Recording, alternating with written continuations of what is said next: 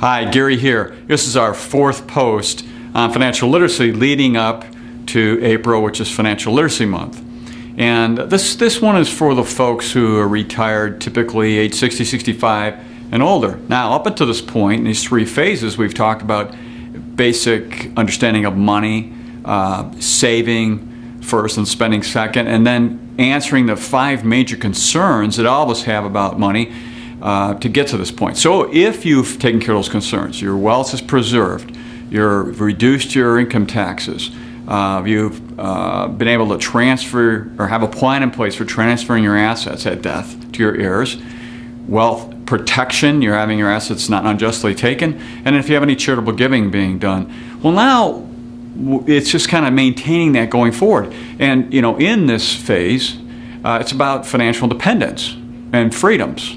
And freedom to do everything you want. But at this point in our life, what happens, and it starts happening earlier, but becomes more and more of loss of physical or mental capabilities. Now, hopefully you go along for 20, 30 years where everything is great.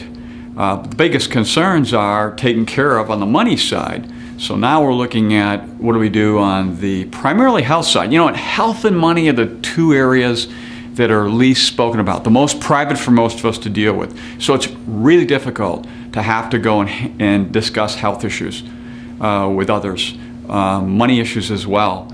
Because at some point, if we live long enough, unfortunately, we become less capable as we go along to handle our affairs. Now for some people, they get into their hundreds. We have a client, 104 years old, first time he's needed any help was just recently in the last month or so.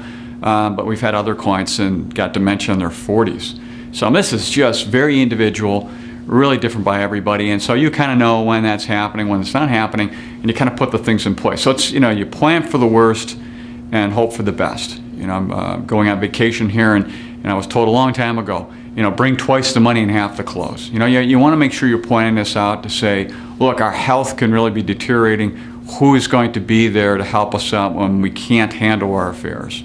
And that's a really important element. It's a real tough one to face because you've been so independent for so long and you've done so well, built a nice nest egg up, and really everything's working fine with the money side of it. The health becomes an issue. And so you continue along doing what you are very good at doing the things you love doing out there on a continual basis, and you just kind of bring in these other aspects of making sure there are others there as a support group for you.